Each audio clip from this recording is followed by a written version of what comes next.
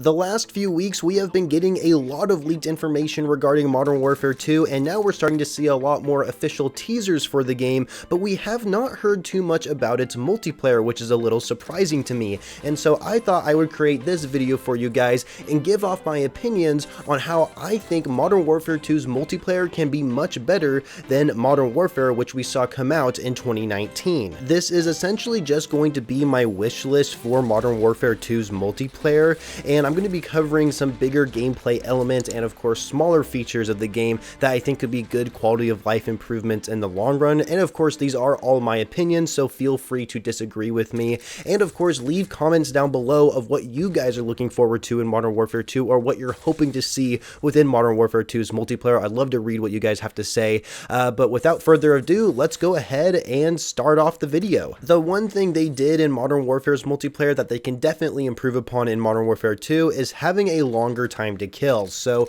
in Modern Warfare, I felt like the time to kill was way too fast. If it's longer in this game, then awesome. I'd love to see it. You know, Black Ops Cold War had a longer time to kill. Vanguard had a little bit of a longer time to kill as well. Vanguard's time to kill is pretty good. I have really no complaints about it whatsoever. In my personal opinion, Call of Duty World War II had the perfect time to kill in any Call of Duty game. So if they have a longer time to kill than Modern Warfare, then I'll definitely be happy about that. But other gameplay changes, especially when it comes to the perk side of things, when it comes to the ghost perk. So how the ghost perk usually works is that you are invisible to enemy UAVs, right? And that's really the biggest benefit you get from the ghost perk. However, in Modern Warfare, it was active all the time when you had this perk on. However, in a lot of other Call of Duty titles, like you see within Vanguard and even within Black Ops Cold War, you had to be moving in order to stay invisible by enemy UAVs. And the reason why I didn't like how this was set up in Modern Warfare is because you could easily camp in any corner of the map you wanted to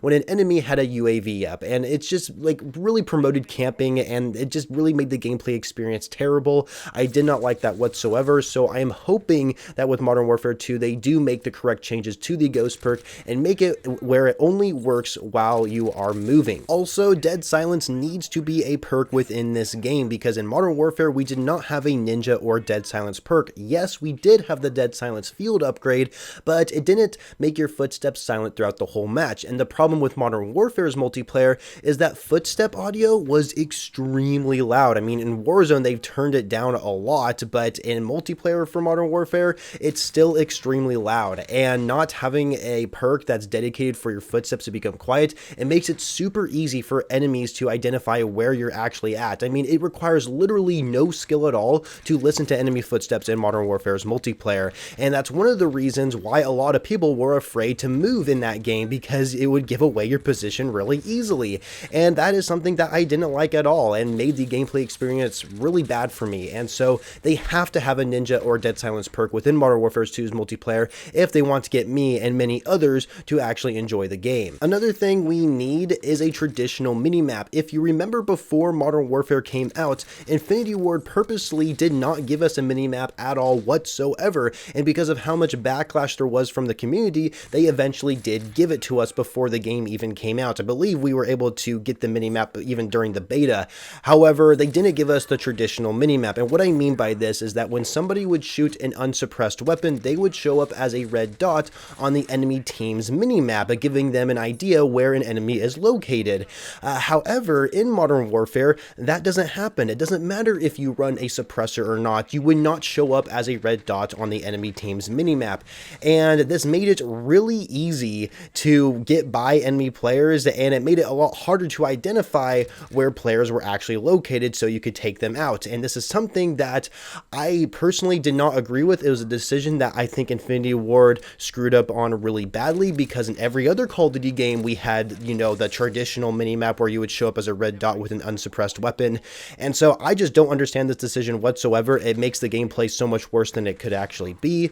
And so I really hope they go back to the traditional minimap within this next game. This next thing is more of a quality of life improvement on how you use kill streaks. And so looking back on Modern Warfare's multiplayer, we had the cluster strike and precision airstrike as a kill streak. However, I didn't like the way you used them in games. So with the cluster strike, you would use a laser pointer, and wherever you were looking at, that's where you would place the cluster strike. Same with the precision airstrike, except you're using a pair of binoculars instead of a laser pointer to place the precision airstrike. Strike. However, in previous Call of Duty titles, you could just pull up a map of like whatever multiplayer map you're playing on and place it wherever you wanted to. And this is something that I don't understand why we can't do now in these present Call of Duty games. Vanguard has the same issue as well when it comes to like the mortar strike that you can put down. You have to place this disc down of wherever you're looking at and throw it. Why can't we just pull up a map and just place it wherever we want? I just don't really understand this decision and why we see it trending within the current Call of Duty titles. This is something I personally don't like, just because in previous titles you were able to just pull up a map and place it wherever you wanted, making it really convenient whenever you earned it, and you didn't have to worry about like running to a certain location and then calling in your kill streak. You could just be like anywhere on the map and then call it in. And so this is just a quality of life improvement, something I was not a huge fan of. And also in Modern Warfare's multiplayer, you didn't have to do that with the VTOL jet, right? With the VTOL jet, you would actually pull up like a tablet and it would show you the whole map that you're playing on, and you could place where you wanted the VTOL jet to actually be. Why can't we do that with like the cluster strike and airstrike, for example? So I don't know, this is just something that just kind of bothered me, and I just thought I'd share it within this video. Another thing I would like to see come back is being able to see players' emblems and calling cards while you're in the main menu without having to hover over their profile with your cursor. As of right now, when you are in a lobby waiting for a match to start and you're like looking at all these different gamer tags, you can see what prestige emblem they're using, what rank they're currently at, but you can't actually see their emblem or calling card unless you hover over their profile.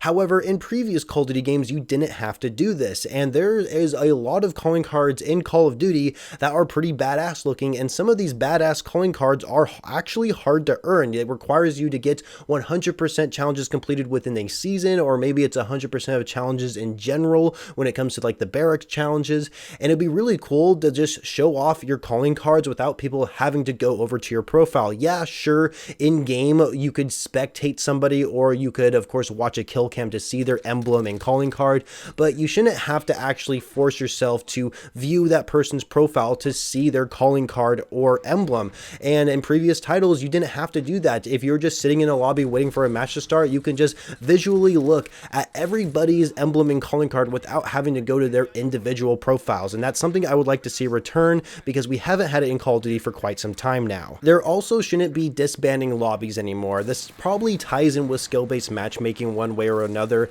but disbanding lobbies, knowing that you are in a match with some really cool people, you guys are able to get the win together and you're all having a good time, and then when the match concludes, you don't get to see them again. Sure, if you really wanted to play with them again, you could go into your recent players and like invite them to a party or something like that, but it really sucks knowing that when the match concludes, you're going to get put into a different lobby. It's a really shitty feeling, and it really defeats the social atmosphere we used to have within Call of Duty, and they really got to change that. We really got to go back to that. I don't know why this is introduced in Call of Duty. Like I said, it probably ties in with skill-based matchmaking one way or another, which also shouldn't be in the game unless you're playing ranked play or something like that. So yeah, please get rid of disbanding lobbies. We do not want it whatsoever. Probably the biggest thing that Modern Warfare didn't have was give players an incentive to keep playing the game, and I'm referring to challenges. And yes, we did have Damascus camo, which was definitely a grind to go for, but other than that, there was nothing else. Sure, we had those different mission challenges that had different tiers of rewards, and usually the last tier of challenge would give you a weapon blueprint, which I thought was pretty cool. However, those missions didn't really take too long to actually complete, and so there really wasn't anything else on top of Damascus and those mission challenges to really give you an incentive to keep playing the game. And when it came to earning mastery camos in Modern Warfare, it was annoying and tedious to try and get so many crouch kills, so many long shot kills, so many mounted kills. These challenges were so annoying to get done on every gun in the game, and it didn't help either that they were also tied through weapon progression, right? Because weapon levels were also tied to like how the different camo challenges you could unlock, so that way you can go for them and complete them. And this is the same deal we see within Vanguard and Cold War. You know, if you want to actually get gold for a weapon, it has to be max level, which I'm not really complaining too much about. However, we're seeing like weapon levels up to 70 now, and the grind just takes too long to level them up and try and earn gold camo for them if you compare them to previous Call of Duty titles. And I think that can really defeat the attention span for a casual Call of Duty player. And so they really got to improve on like what kind of challenges we need to complete in order to earn gold camo on our guns. We also saw obsidian camo and weapon mastery challenges in Modern Warfare. However, they were added to the game extremely late in its life cycle, like pretty much almost almost right before Black Ops Cold War was going to be released. They put those into the game, and these additions were great. I think they should definitely be in the game. However, they added it so late into the life cycle, not a whole lot of people really wanted to go for them. And so if Obsidian Camo and Weapon Mastery challenges are going to make their way into Modern Warfare 2, it needs to be there at launch. There is no exception and no reason why they shouldn't be added later in the late game's life cycle after it comes out on October 28th. And so they have to be there at launch. We need to see them. Also, we need to see 100%er challenges with really cool rewards other than a calling card. Now, I don't mind having a 100%er calling card as long as it looks really flashy and badass compared to a lot of the other calling cards we see within the game, but we don't really see a 100%er challenge anymore within the series. They kind of added a reward for a calling card in Black Ops Cold War. I mean, the whole 100%er challenge progression was there in Black Ops Cold War at launch, but there was no rewards for it, and I would like to see a reward that's more than just a calling card. Give us a weapon blueprint, maybe some really badass operator skins for our characters that you can't get anywhere else. That would be really cool because it gives players an incentive to actually go for them, and of course unlock something that may be really cool to show off and tell people, hey, I completed every single challenge in the game, and this is the item I'm using to show it off while I'm going up against you. That is a feeling that I want to see. Same with hero gear. We saw hero gear within Black Ops 3 where you can earn like these really sick gold outfits for your specialist character, and they weren't all the same. We see this within Vanguard. We have hero gear within Vanguard, but it's the exact same mask and outfit for every fucking character. It's nothing really unique, which really sucks in my opinion. I'm glad it's there, but you got to make the rewards good looking. You got to make them unique from one another when you unlock them for each operator, and we need to see something like that return within Modern Warfare 2. And the last thing on my list that will make Modern Warfare 2's multiplayer great is by bringing back the classic prestige system. And of course, this is replaced right now with the seasonal prestige system, which we will most likely see in Modern Warfare 2, which really sucks knowing that. However, the classic prestige system just really captures a much better experience than the seasonal prestige system, and that's for a few different reasons. For one, the old prestige system, every time you would prestige, first of all, you had to manually do it. It didn't automatically do it for you, and when you did manually do it yourself, you willingly knew that you're going to be reset to level 1 and you're going to have to re-unlock everything, whether that's weapons, perks, kill streak, equipment. All of it would be locked again, and you'd have to level up back to level 55 or whatever it is to unlock it all once again. And of course, you would do this every single time you would prestige until you reached master rank or master prestige, where everything would always be unlocked for you, and you would be able to show off this master prestige emblem showing that you went through all of this multiple times to re-unlock everything and just really show what kind of dedicated Call of Duty player you are. With the seasonal prestige system, your rank actually never got reset every time you did prestige, and so once you reach level 55 for the first time, everything is unlocked and it just stays like that. And the great thing about the classic prestige system, it was something that you would do on your own. You would manually have to do it. It wouldn't do it automatically for you in game, and so if you wanted to go back to level 1 and re-unlock everything, you could. And so if you're somebody who didn't want to go back and unlock everything, then you didn't actually have to prestige, and so that's what made the system so good back then. However, the one criticism I did have back in the classic prestige Call of Duty days is that it didn't really give you good enough rewards. There were a few exceptions of Call of Duty titles that did give you good rewards, like Advanced Warfare and Call of Duty World War II, but there's other titles that didn't really give you that many good rewards. And so one thing you would get is like permanent unlock tokens. So even though everything would get locked again, you could use that unlock token to unlock a weapon that was like you could get level 40. So once you use that unlock token, it was permanently unlocked anytime you prestige here on out, which I thought was really cool.